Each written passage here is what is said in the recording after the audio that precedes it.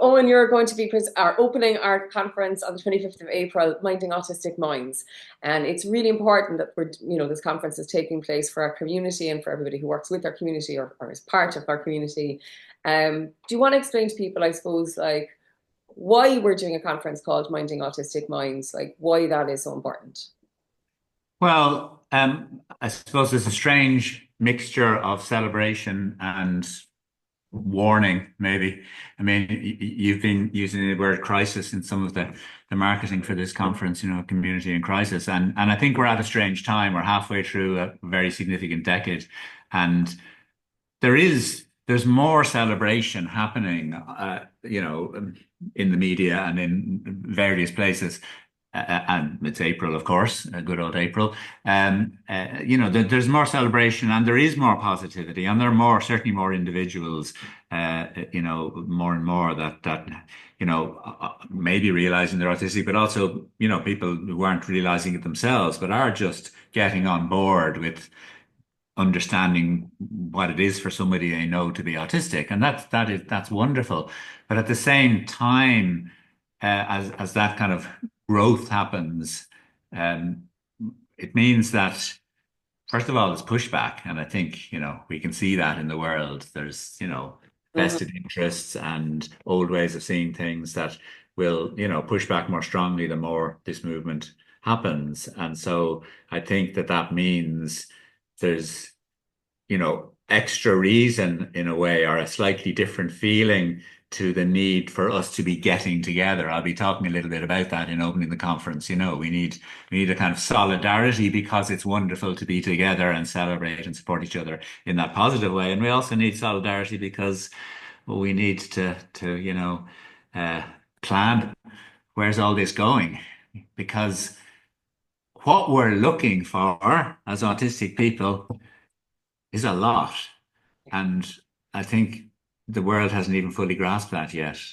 The amount of change that's needed is very similar, I think, to other social movements. We're not looking for some tweaks. We're looking for a very fundamental changes in the world, because, otherwise we'll continue to have way more unhappy lives than is necessary. So I think all of that, I suppose, is what is on my mind. Absolutely. And I think that people may not be familiar with crisis in our community, but like you're a psychotherapist, Owen. I mean, you work with autistic people all the time.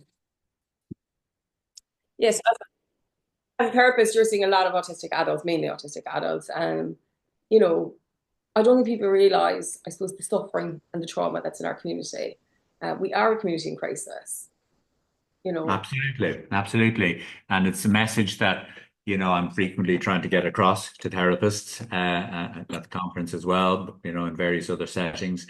And I think that the danger at the moment seems to be, again, a mixture between the reaction, being, this is a bit of a fad, and well, sure, it's nice for people to discover this, and there are a few autistic people who are, maybe suffering, but for most people, this is a bit of a bandwagon they're getting on. But there's also, paradoxically, nearly a fear of too much celebration, and we wanted celebration and acceptance and love, but and belonging, but and appreciation, but there's a lot of suffering. I mean, kind of where do I start?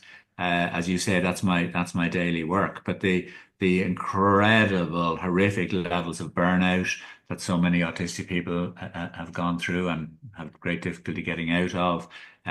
The huge loneliness and relationship breakdowns that don't make sense to them, and the way that the levels of rejection that people experience, the levels of anxiety, I think is the one that I'm hoping to do a bit more, maybe training on in the next while. Like, Luke Bearden, for instance, has a very good book on autistic people and anxiety, and he makes the very, very valid point in his book, which, builds on, goes, himself, he says that this is outside of maybe what, the therapists would, mostly work with. He's not presenting that kind of approach.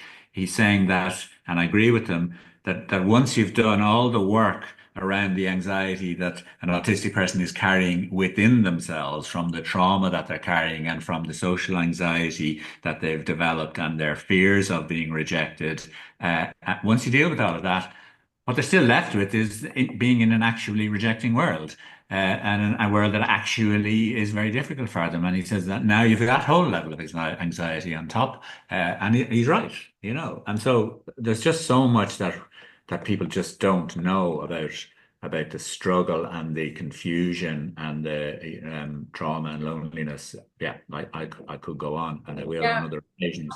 Yeah, and that's it. And I suppose that's it on a personal level, and then I suppose like on a collective level as a community, like we're dehumanized. Like, you know what I mean? Yeah, And I suppose that's what people aren't understanding. Like even this month, people talking about autism, like what's that? As if it's not part, as if it's not part of us, and people can talk, say whatever they want about autism, as if it's not talking about a group of people. Yeah, you know, so we do have like I think it's really important for people to realize what you said at the start, you know, that it's fundamental changes in our society and how we think and how we work together and how we come to meet each other. You know, that's what's needed. It isn't just about making everything friendly and, you know, putting a neurodiversity symbol here, there, and everywhere and kind of tick box training once a week, once a year or something like that. You actually have to do it's in here, Owen, isn't it? We all have to do the work. It's in here. That's what that's the thing. That's the thing. I've been asked, yeah, what can people do to me? And I'm like, do the work.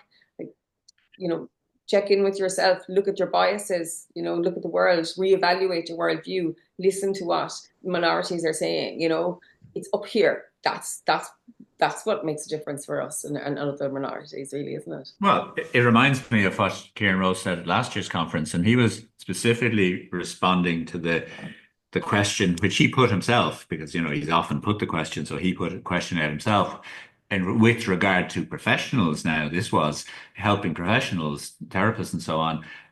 You know, do you need to be autistic to be a therapist for autistic people? And he said, no, but whether you're autistic or not, you need to be immersed in autistic culture, Yes. deeply immersed in autistic culture, not a little bit here and there, a little bit of knowledge, a couple of, you know, bits of reading, you know, a half day workshop, you know one autistic person, you know, you need to immerse yourself in autistic culture, whether you're autistic or not, if you want to really be of any help to autistic people. But the thing is, that's the same answer for the world in general.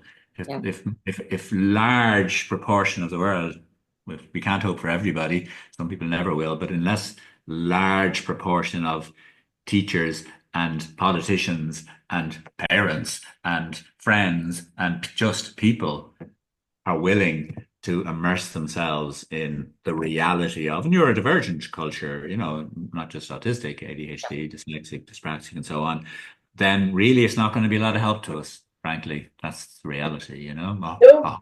I hope it will, you know. Yeah, and there's no affirming without being LGBTQ affirming. So, you know, there's a lot of work for people to do and for people to realize, and that's what will make the difference. And I suppose that's why, you know, we're holding this conference. Yeah. One, so that people will come, hopefully, and come together and have a fantastic few days. And it is always a powerful, meaningful, emotional journey for people. Um, but also, even just by holding the conference and people seeing something, Minding Autistic Minds, our community in crisis, it might just bring attention to the fact that our community is suffering. You know, that they're, you know, even if they don't come, they might see this ad and wonder what's that about. Hopefully, set a few seeds. Yeah. So And yeah, it's also it's good to finish on that positive yeah, note, which is, as we know from last year, to get to come together in this way, at least temporarily, we're in a safe place and we have a taste of what a actual neuro-affirming, autism-affirming world might be like in that space that we've created. So it's wonderful. It's a wonderful experience. it is a wonderful experience. It absolutely it has to be experienced to understand it, I think, as well. Yeah, so on that note, Owen, I'm really looking forward to seeing you on the 25th of April. So if people are interested in coming along, you can join online or in person. Tickets on our website, head to awesometraining.com and you'll see our conference page with all the information. Thank you so much, Owen, for chatting today.